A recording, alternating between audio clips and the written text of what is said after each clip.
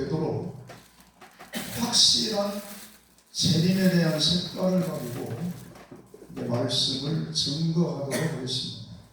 이를 위해서 우리 대표 고문님께서 지금 책도 요한계시록 책도 집필하고 계시고 있고, 그래서 그동안에는 소임에 대한 말씀을 많이 했지만 하나님 기뻐 안 하는 설교를 할 이유가 없습니다.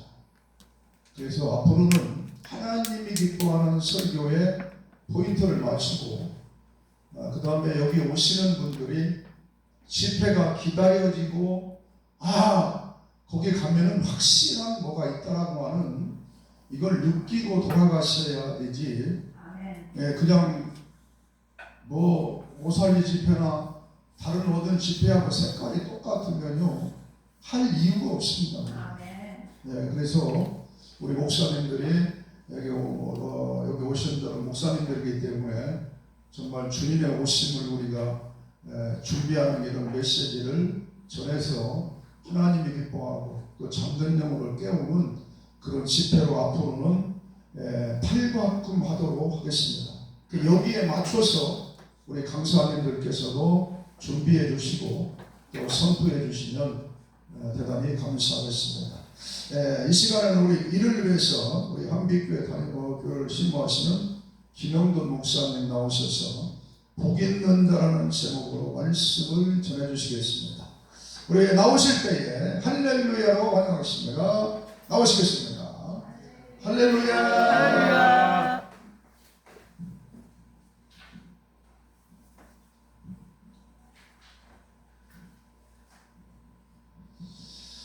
코로나 시대를 거치면서 나가던 집회가 중단되어지고 할 일이 없게 되었습니다.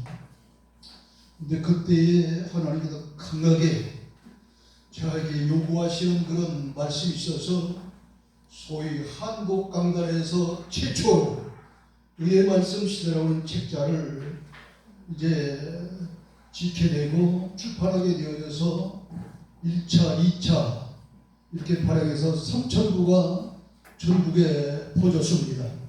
그 가운데는 연대 동문 300명의 목사님들이 이 책을 지금 매용하고 있고, 또 유수한 목사님들이 의의 말씀 시대를 지금 이용하고 있습니다. 근데 제가 이 코로나 시대가 끝나고 나니까 이곳저곳에 또 집회할 일이 생겨서 집회를 돌아다니다 보니까 이 집회가 영 제 마음에 들지 않아요. 하나님이 원하시는 집회도 아니에요.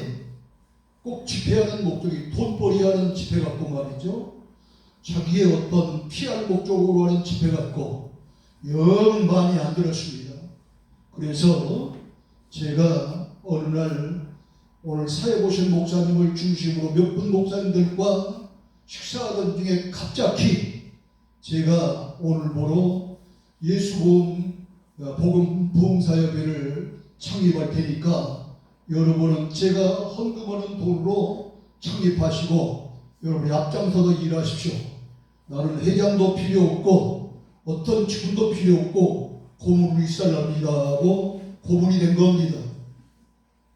그랬더니 참 또다시 기로한 그 집회를 다니면서 회의를 느끼면서 집회를 좀 중단했습니다. 근데 3주 전에 강하게 하나님께서 주시는 마음이 저를 동요하기 시작합니다. 계시록을 시작한 겁니다. 계시록이 얼마나 난해한 말씀입니까? 많은 목사님들이 계시록 말씀을 피하고 있고 또 전하는 말씀도 이구동성으로 다 각기 전하고 있는 그런 그 내용이 소위 계시록인데 이 말씀을 쓰라는 거예요. 그래서 집필한 지 2주가 되었는데 반절을 썼습니다. 반절 썼어요. 10장 썼으니까 반절 쓴 거 아니에요? 22장이니까. 그래서 잘하면은 12월 중순경에 온전히 다 집필을 할 것 같습니다. 근데 첫 번 그 의의 말씀 시대에 2번 이렇게 연속으로 이렇게 출판을 하는데 돈이 얼마가 한 1,500만 원까지 들었습니다. 이번에는 또 얼마가 될지 모르죠. 이렇게 돈만 마련해지면은 출판에 들어갑니다. 근데 놀라운 것은 어느 분이 일주 전에 저를 만나 뵙고자 했습니다. 목사님, 염려하지 마십시오. 제가 품을 팔아서라도 계시록 출판하도록 하겠습니다. 할렐루야. 참 나는 너무너무 하나님의 은혜가 감사해서 하나님의 명령줄을 믿습니다. 지금 제 목사님 말씀하신 대로 우리의 타이틀은 때를 따라 양식을 나눠주는 성회라고 걸어놓고서 이 말씀을 증거하는 데는 물론 잘하시는 분들도 있지만 그렇지 못한 목사님들 없지 않아 있었어요. 그러다 보니까 이 집회에 참여했던 목사님들이 한빛교회에 나가서 집회에 참여해서 배울 것이 뭐가 있느냐는 거예요. 안 오겠다는 거예요. 이래서 하나님이 저에게 또다시 계시록을 쓰게 하고 계시록을 설교가 아닌 강의할 겁니다. 이제 저는 그리고 다른 강사 목사님들은 계시록에 맞춰서 선지서를 설교를 하시던 강의를 하시던 이렇게 서로 연관이 지어있는 그런 말씀으로 정말로 마지막 때에 때를 따라 양식을 나눠주는 성회가 될 수 있도록 그러니까 한빛교회에 매월 마지막 월요일부터 수요일까지 오는 성회에 참석하면 배울 것이 있고 뭔가 이제 택한 것이다 하는 사실을 깨닫고서 몰려올 수 있는 집회가 되기를 주의 간절히 부탁하며 여러분의 기도를 부탁합니다. 할렐루야. 아멘. 자, 우리 계시라고 하는 것은 헬라어로 아포리카티스라고 합니다. 그런데 이것은 감추어진 것을 열어 보인다는 그런 뜻입니다. 그런데 이 계시록에 대한 하나님께서 계획하신 구원의 섭리를 이제 그 진리의 말씀을 예수님에게 이제 드러내 보여주셨는데 그 기록은 누가 했냐면 요한이 있기 때문에 요한 계시록이다 하지만 실질적으로는 하나님께서 그 구원의 섭리의 비밀을 예수님에게 보여주시고 이렇게 말씀케 하셨는 거로 요한 계시록이 아니라 예수 그리스도의 계신 줄로 믿습니다. 이름부터 잘못됐어요. 지금 요한계시록 아니에요. 예수 그리스도의 계십니다. 그런데 오늘 1절 말씀에 보면은 반드시 속히 일어날 일들을 종들에게 보이시려고 그의 천사를 요한에게 보내어 알게 하셨다 그랬습니다. 무엇 때문에 속히 일어날 일들을 종들에게 보이시려고 천사를 통해서 요한에게 알게 하셨을까요? 당시 기독교인들은 로마 제국의 엄청난 그러한 황제 숭배 문제로 말미암아 박해가 심했고 심지어는 그 황제 숭배를 반대하는 사람들은 불에 타죽는 화형을 당해서 원치 않는 순교를 당하고 많은 사람들이 박해를 당했습니다. 이런 가운데 이런 모습을 지켜보고 있는 성도들이 얼마나 두렵고 떨리겠어요.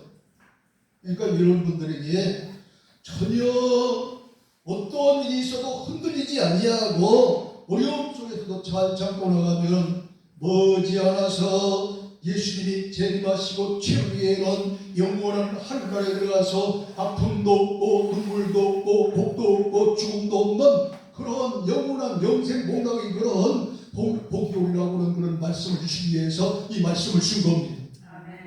소망을 가지라고. 그뿐만 아니라 천재지변이나 전쟁 등으로 말미암아 얼마나 고통을 많이 받습니까?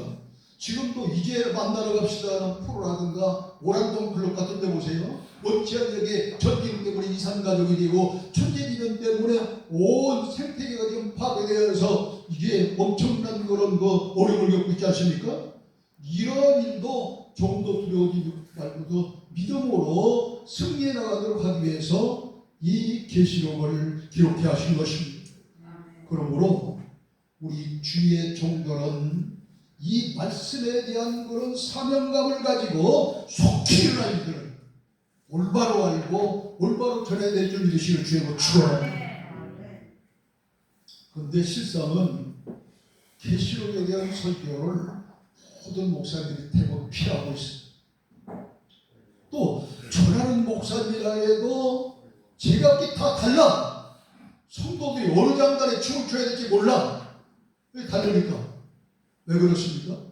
계시록에는 다른 성경보다 난해한 구절이 너무너무 많기 때문입니다. 그런데 그거를 하나님이 원하시는 방법대로 풀지 아니하고 각기 자기 생각대로 풀기 때문에 이 구동성을 다른 거예요. 어느 누가 풀어도 성경은 똑같은데 이거 표현 방법만 좀 달라야지 맥은 같아야 되는 것 아닙니까? 여러분 성경을 40여 명의 기자가 썼는데 유기적인 관점을 가지고 다 일맥상통하잖아요. 근데 왜 오늘 목사님들이 설교는 다 틀리냐 이 말이죠. 이거 자기 생각 들어가기 때문에요. 그러다 보니까 이 신천지를 비롯한 이단들이 자기들만 계시록을 푼다고 말이죠. 이 천교회 교인들을 막 유혹하고 막 끌어들이라고 얼마나 이단들이 그대로 그냥 엄청나게 보호를 해서 아니 기성교회는 저리 가라냐 지금 그런 세상이 그래요. 그런데 계시록 22장 10절에 보니까 이 두루마리의 예언의 말씀을 인도하지 말라 때가 가까우니라. 누구의 명령이에요? 주님의 명령이라고요. 주님의 명령. 그러니 목회자는 계시록을 피할 것이 아니라 올바로 깨닫고 올바로 전할 수 있는 목회자 여러분이 되어야 될 줄로 믿습니다. 여기서 주목할 것은 반드시 속히 될 일이라고 이렇게 했던데 왜 아직 그 속히 될 일이 이루어지지 않냐고 계속 연장되는 겁니까? 여러분 아담으로부터 시작된 타락의 인간의 역사 6천년의 기간은 너무너무 지루한 시간이지만 구속사의 측면에서 우리 하나님께서 모시는 그런 시간은 베드로후서 3장 8절에 보니까 하루가 천년 같고 천년이 하루 같다고 그랬습니다. 그러므로 속히 될 일이라고 이렇게 말씀하신 것이지 우리 인간사의 시간을 가지고도 속히 될 일이라고 하는 게 아닙니다. 그러므로 속히 된 일은 우리 일상의 시간이 아니에요. 예수님당 성도들도 하나님의 구속자인 시간으로 말미암아 종말의 시간에 살고 있었지만 그걸 몰랐기 때문에 이 사실을 제대로 깨닫지 못한 거예요. 그런데 2절에 보면 요한은 하나님의 말씀과 예수님의 말씀을 가감없이 있는 그대로 다 증거하였느니라 했습니다. 2절에 요한은 하나님의 말씀과 예수 그리스도의 증거 곧 자기가 본 것을 다 증언하였느니라. 자, 그러므로 하나님의 종들이라고 한다면 하나님의 말씀을 가감없이 더해도 안 되고 빼도 안 되고 있는 그대로 다 증거해야 됩니다.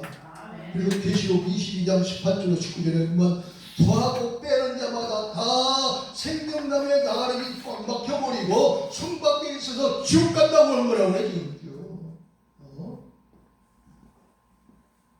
얼마나 무서운 말씀입니까?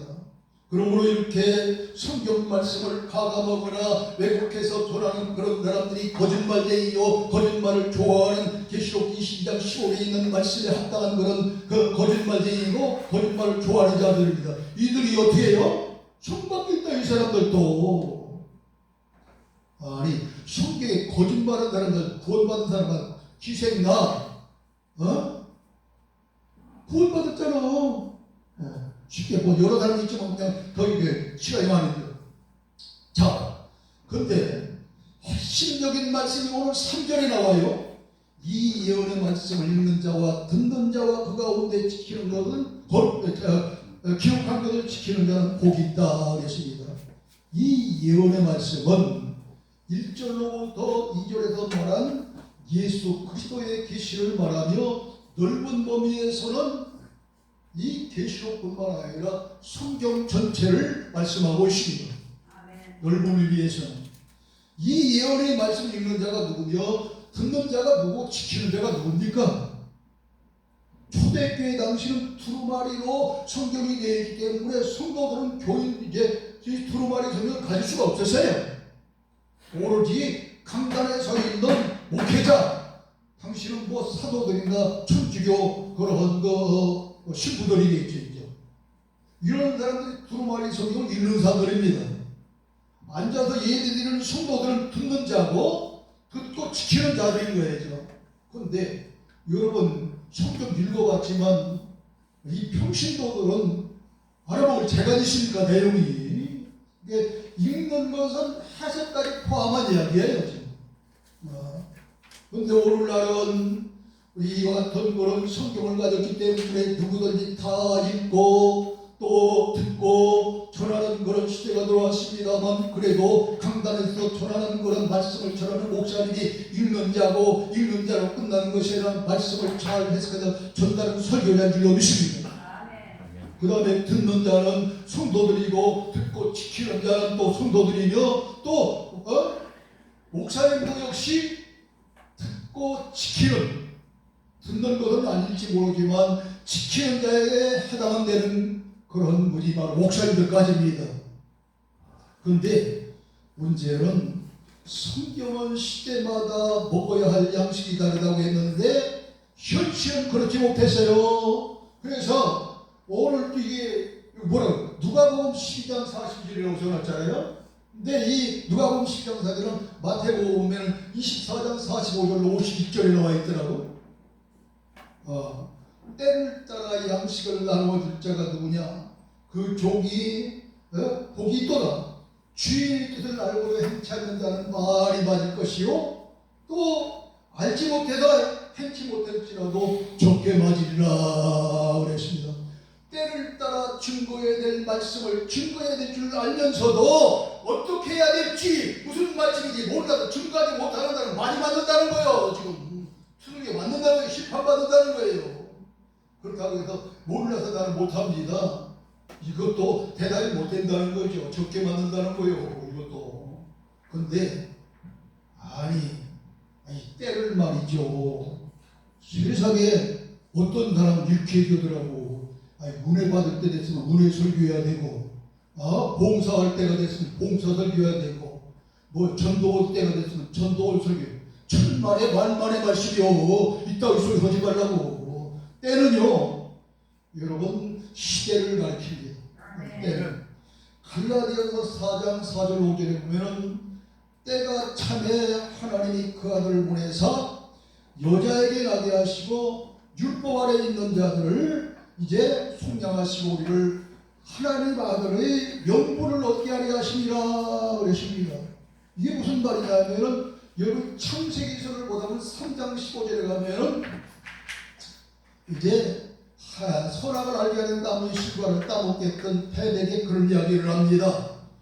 내가 너로 여자의 원수가 되게 하고 내 후손도 여자의 후손과 원수가 되게 하느니 여자의 후손은 내 머리를 상하게 할 것이요 너는 그의 발꿈치를 상하게 할 것이라 그랬는데, 여기 여자의 후손이 누구냐면은 예수 그리스도예요. 이 창세기서 3장 15절에서 예언한 이 여자의 후손이 나타날 때가 되었기 때문에 이제 소위 초림 예수 그리스도가 베들레헴 땅에서 난 거예요. 그래서 나타나게요.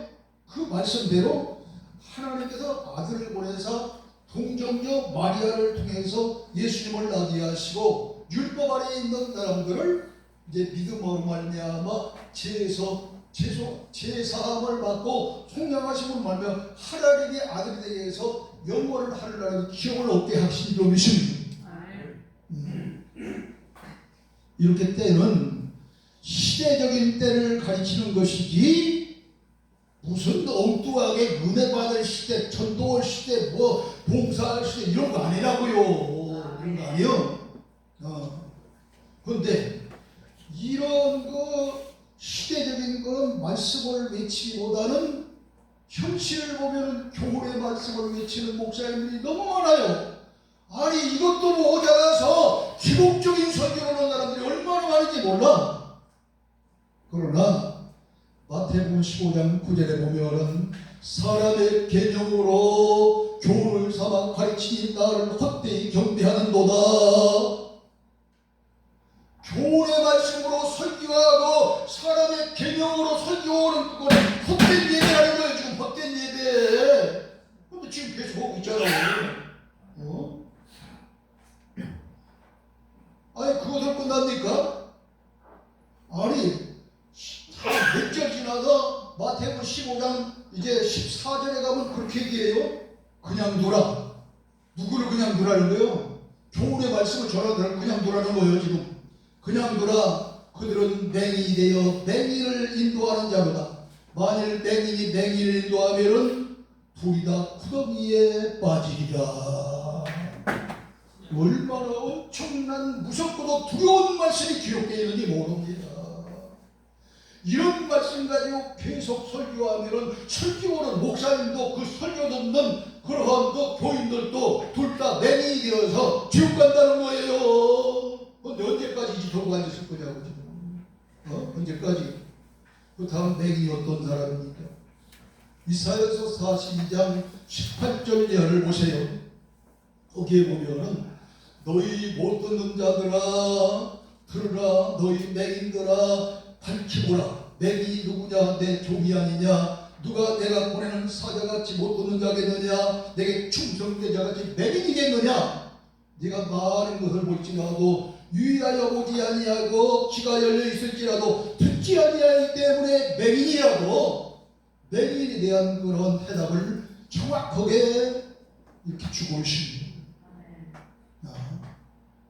하나님의 말씀을 보기는 보는데 유의하여 보지 않는 거예요. 오닮고 아닮은데 대강 그냥 지난다는 거지. 듣기는 들어도 오늘날 목사님들이 얼마나 자기의식이 강하고 주관의식이 강한지 다른 목사님들 소리 잘 들으려고 하지 않잖아. 여기 오신 목사님들 빼놓고 지가 최고야 항상. 지가 제일 잘하는 줄 알아. 그러나 배우면 배울수록 가지면 가질수록 누리면 누릴수록 겸손해야 될 줄로 믿습니다. 내가 어디가 부족한지, 내가 어디 모자란지, 내가 좀 어딘가 빈 것은 없는지 겸손해야 된다고 그러는데 자기가 최고인 줄 안다니까. 이건 안 되는 거예요. 그렇기 때문에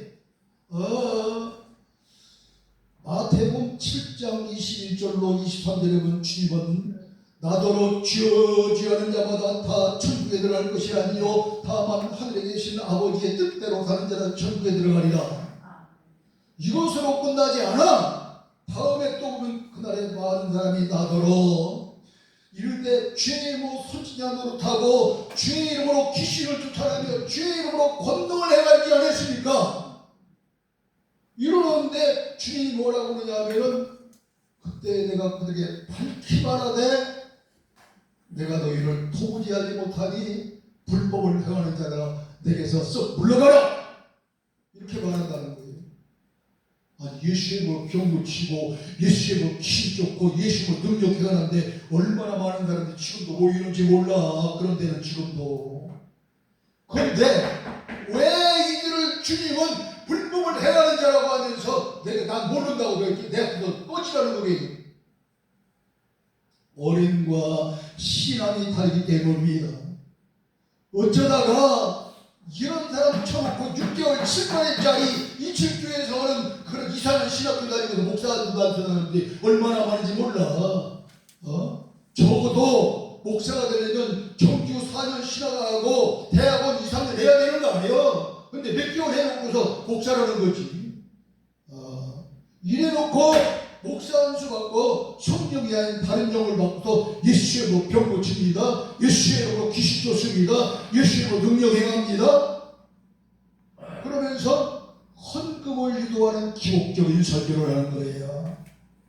헌금 받았으면은 디모데전서 6장 16절 이하에 보면은 선한 사업, 선한 일에 쓰라고 말씀하시는데 선한 사업, 선한 일에 쓰는 게 아니라 헌금 받아서 여기다 넣는다니까. 그러니까 그 친구들이 수십억, 수억 피자금 만들고 있잖아. 이게 목사입니까? 나는 솔직히 해서 대형교회 큰 목사님들은 모르지만 우리 같은 목사님들 호주면 여러분 큰 교회 1억 이상 있다고 난 목사로 안 봐. 돈만 있으면 달라고 하는데 사방에서 돈만 있으면 취하지 주님 위해서. 왜 목사가 공부하고 공부짓 하느냐고요.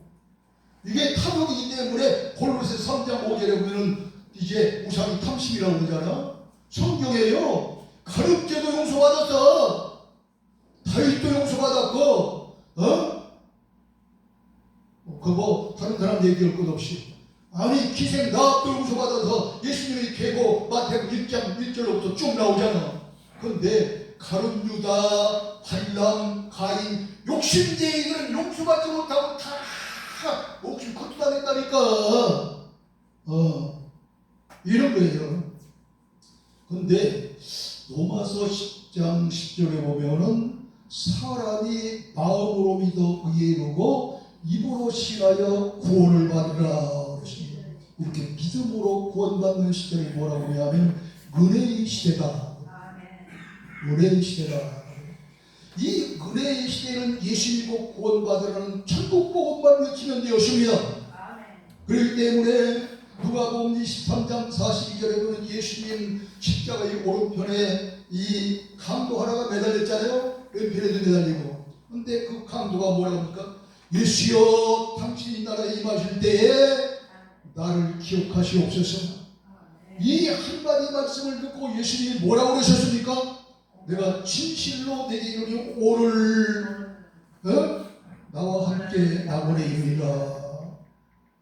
이 강도가 교회를 한 번 갔습니까? 헌금을 한 번 했습니까? 기도를 한 번 했습니까? 그런데 그 한마디에 구원을 받았다니까. 이게 은혜의 시대라고요. 아니 누가복음 19장 1절 10절에 삭개오도 그랬어. 삭개오도 예수님 만나서 뭐라고 그러냐면 19장 누가복음 19장 8절에 보면은 주여 가난한 사람들에게 제 소유를 나누게 하시며 혹시 남의 것을 빼앗던 게 있으면 내게로 갚겠나이다. 그러니까 예수님이 또 뭐라고 그러냐면은 오늘 구원이 이 집에 이르렀으니 이 사람도 아브라함의 자손이로다. 이러면서 구원을 선포합니다. 삭개오도 뭐 교회를 가세요, 뭐 헌금을 해봤어요, 전도를 해봤어요. 아무것도 하는 사람인데 그 한마디에 구원받은 거예요. 이게 은혜의 시대예요. 이 은혜의 시대에는 회개하고 예수 믿으면 구원받는 시대입니다. 그러므로 마태복음 3장 1절에 보면 세례 요한도 회개하라 천국이 가까웠나이라 하고 천국 복음을 전했습니다. 아니 마가복음 1장 15절에는 우리 주님 예수님께서도 때가 찼고 하나님의 나라가 가까웠으니 회개하고 복음을 믿으라 천국 복음을 전한 줄로 믿습니다. 그러나 이제는 알곡과 쭉정이를 가리듯이 신자들도 알곡 신자와 쭉정이 자를 가리어서 이제 쭉정이는 영원히 타지 않는 그래 불에 던지고 알곡 신자는 이제 천국 창고에 드리는 그런 추대, 영적인 추대가 왔기 때문에 이 추대임으로 믿는 정도로 끝나서는 안 되는 거예요. 신행일체 믿음으로 살아야 알곡 신자가 되어서 영육구원을 받게 되고, 그렇지 않으면 쭉정이 신자가 되어서 심판에 이제 복음을 외치게 하는 그런 시대가 돌아온 겁니다. 알곡 신자가 되려면 어떻게 해야 되겠습니까? 알곡 신자가 되려면은 히브리서 5장 11절로 14절에 기록된 의의 말씀을 듣고 그 말씀대로 하나님의 뜻대로 살아야 되는 것입니다. 의의 말씀이 뭔지 모르는 분은 제 뒤에 책이 있고 모자는 또 갖다 놓으니까 그거 갖다 보세요. 이제 이제 설명할 기회는 없으니까. 자, 이런 말씀을 듣고 그 말씀대로 하나님의 뜻대로 살아야 여기 구원받는 축복을 받게 되는 거예요. 또한 마지막 시대는 알곡 신자와 쭉정이 신자를 가리어 알곡 신자는 천국 창고에 드리고 쭉정이 자는 영원히 꺼지지 않는 그런 불에 던지기 때문에 영적 축대임으로 마지막 시대에 외치할 복음을 뭐라고 하면 심판의 복음이라. 무슨 복음? 심판의 복음이라. 그런데 계시록 14장 6절에 보니까 이 복음을 가리켜서 영원한 복음이라. 할렐루야. 그래서 예수님 시대부터 은혜의 시대까지 믿음으로 구원받는 시대는 천국 복음 시대지만 지금 지금은 뭐예요? 믿고 영원히 천국 갈 수 있는 그 복음을 전해야 되는, 심판의 복음을 전해야 되는, 의의 말씀을 전해야 되는 복음이 되는 영원한 복음 시대를 증거해야 될 줄을 믿으시는 주님을 축원합니다. 그런 시대가 뭐예요?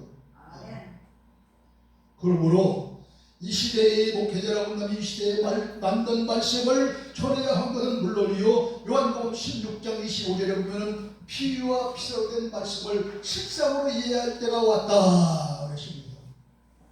그런데 계속해서 그 얘기만 하지 실상으로 안 밝혀도 보면은 밝혀야지. 성도들은 그러한 그 말씀을 듣고 지키는 자에 되어야 복 있는 성도가 되는 것이지, 그리고 영원한 천국에 들어갈 수 있는 것이지, 아무 말씀이나 듣고 그대로 살면 되는 게 아니에요. 목사님이 강단에서 여러분 복 받기를 원합니까? 심은 대로 거두리라. 그러니 헌금 많이 하십시오. 하나님께서 물질의 축복을 줄 줄로 믿습니다. 천만의 만만의 말씀이요. 그거는 그런 거 그 말씀 듣고 이제 헌금 많이 하는 사람은 장사꾼 신앙이라고. 그렇잖아요. 헌금은 주신 은혜에 감사해서 누가 권하든 안 권하든 하나님 주여 감사합니다 하고 물질로 표시하는 게 헌금 아니겠어요? 야, 나는요 우리 교인들 얼마 남지 않았는데 어떡하다 다 그냥 그 많던 교인들이 다 없어져버리고 그냥 요즘 다 그럴 때가 왔습니다만 넘치는 물질의 축복을 주십니다. 그래서 너끈히 해라가 옛날이나 지금이나 똑같아. 저번에 다 하고 있어. 자, 그렇다면 실상으로 한번 보십시다.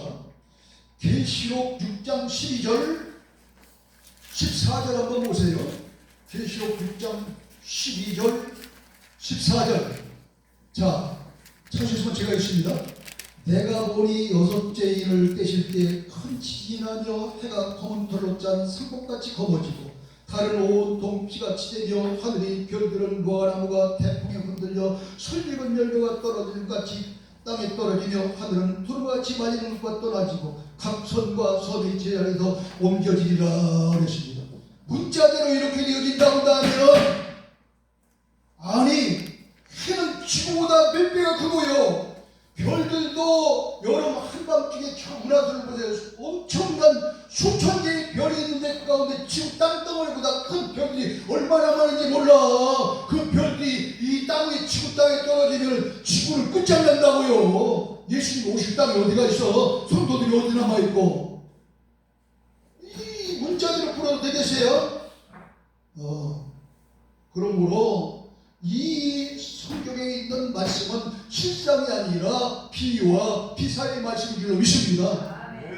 이제 제가 계시록을 계속 하게 할 거니까 이건 나중에 6장 할 때 하고 다른 거 하나 예를 한번 들어보겠습니다. 자, 여러분 이사야서 19장 1절에 보면은 이런 말씀, 애굽에 관한 경고라. 여호와께서 빠른 구름을 타고 애굽에 임하시니 애굽의 유상들이 그 앞에서 벌벌 떨겠고 애굽인의 마음이 그 속에서 녹아지리라 그랬습니다. 아니 우리들이 지금 알고 있는 우상이 뭡니까? 나무로 깎아 만들고 돌로 새겨 만들고 새로 녹여 만든 뭐 부처라든가 이상한 그런 신들 이런 것들 앞에 절하는 것이 우상 숭배라고 하잖아요. 그것이 우상이고 또 조상 앞에 절하는 우상이 그런데 이것들은 다 무생물인데 빠른 구름을 타고 오시는 예수님 앞에서 무생물이 어떻게 벌벌 떨어요? 이거 아니에요. 이 이야기는 말세 성도들에게 주시는 그런 말씀으로 또 다른 우상이 있음을 말씀하고 있는 거예요. 그런 우상이 아니라 그 또 다른 우상이 뭐냐면은 이게 다른 그런 우상인데 하박국 2장 18절 볼펜 있는 사람 적어요. 저거 한번 찾아봐. 하박국 2장 18절, 이사야서 41장 29절, 그 다음에 에레미야서 5장 13절 이런 말씀을 보면은 말씀이 없는 목회자들을 가리켜서 우상이라. 그 말씀이 앞서 말씀드린 의의 말씀이고 또 이제 심판의 복음이요 영원한 복음이 없는 그런 사람들이 우상이라는 거예요. 시대에 맞는 말씀 전해야 되는데 그렇게 않기 때문에. 자, 그러므로 마지막 시대의 우상인 이 말씀이 없는 그런 목회자인데 이들이 우상인지라 예수님이 재림하실 때에 잘못 전했기 때문에 벌벌 떠는 겁니다. 성도들도 마찬가지로 말씀이 없는 그런 목회자들이 설교를 듣고 섬긴다고 한다면 자동적으로 우상 숭배하는 자들이 되지 않겠어요? 그러므로 천국에 들어가지 못하는 엄청난 우울을 범하게 되는 것입니다. 말씀을 듣기는 지키는 자가 복이 있다는 것은 성도들이 입어야 할 예복과 관계가 있기 때문입니다. 여러분 계시록 19장 7절로 8절에 보면 어린 양의 혼집자리에 참여하기 위해서 이제 아내가 준비한 그런 옷이 있는데 빛나고 깨끗한 세마포 옷이라 그랬습니다. 자, 근데 이 세마포 옷을 설명하기를 뭐라고 하냐면 성도들의 옳은 행실이라 그랬어요. 진짜 세마포 옷이 아니라 성도들의 옳은 행실을 세마포 옷으로 비유해서 말씀하고 있는 겁니다. 그러므로 성도들의 옳은 행실은 하나님의 말씀을 잘 듣고 그대로 해야 성도들의 옳은 행실이 나오는 거 아니에요? 그러므로 시대에 맞는 말씀을 올바로 가르치는 목회를 만나야 말씀을 제대로 듣고 지키시는 것 아니겠습니까? 그러므로 성도들은 시대에 맞는 말씀을 올바로 가르치는 목회자를 만나는 것이 마지막 시대에 가장 복 있는 성도인 줄로 믿습니다. 아멘. 이제 예언의 말씀을 읽고 듣기는 자가 복이 있다고 강조하는 것은 때가 가깝기 때문이라고 마지막에 그렇게 말씀하고 있어요. 이 때가 가까움이라는 말씀은 재림의 때가 가까움이라는 거예요. 갈라디아서 4장 4절에 보니까 때가 참에 하나님이 그 아들을 보내서 여자에 나게 하시고 그랬습니다. 그러므로 예수님이 처음 오실 때에 그 초림 때가 참때였고 재림의 때도 하나님이 만세전에 예시가진 그런 때에 그 때가 가까운 겁니다. 그런데 초대교회 사도들은 종말의 때를 영적 시력으로 앞당겨 보았기 때문에 이런 이야기를 하는 거예요. 자, 근데 마태복음 24장 3절로 14절에 있는 그 말씀대로 이제는 실질적으로 종말의 때가 가까운 것만 같아. 피부로 느끼잖아 우리가. 그러므로 목회자는 말씀을 잘 읽고 올바로 깨닫고 전하는 시대에 맞는 말씀을 올바로 전하는 그런 설교자가 되어야겠습니다. 그러나 이 말씀을 아무리 읽고 아무리 연구하고 아무리 생각해도 그 말씀을 보는 데는 한계가 있습니다. 그런데 요한복음 16장 13절에 보니까 진리의 성령만 받으면 하나님의 말씀을 잘 알고 깨달을 수 있는 놀라운 축복을 주시리라. 할렐루야. 열심히 기도하여 연구와 읽는 것과 사람의 힘과 능으로 해결을 하고 할 것이 아니라 하나님 앞에 기도해서 진리의 성령 받는 목사님들이 되어야 될 줄로 믿습니다. 성도들은요 이런 목사님을 만나서 시대에 맞는 때를 따라 양식을 나눠주는 그런 목사님을 만나서 시대에 맞는 말씀을 증거하는 그런 목사님 말씀 듣고 지키고 행할 때에 큰 복 있는 성도가 되어질 줄로 믿습니다. 이런 사람이 영이 구원받는 크고 놀라운 축복받을 때 그냥 축복으로 끝나지 아니하고 상급받고 사도 바울처럼 열관까지 받는 귀한 성도 여러분이 될 줄로 믿으시기를 주님으로 축원합니다. 하나님 아버지 은혜와 사랑을 중심으로 감사합니다. 오늘 하나님의 강권적인 역사가 있었기에 또다시 그의 말씀 시대에 이어서 계시록을 쓰게 되었사오니 하나님 아버지여 좋은 그런 책장을 얻도록 지혜를 주시기를 원합니다. 따라서 우리의 성애가 색다른 그런 색깔 있는 때를 따라 양식을 나누는 부흥세가 되기 위해서 오늘부터 제 시간에 계시록을 강의하고자 하오니 첫 시간입니다.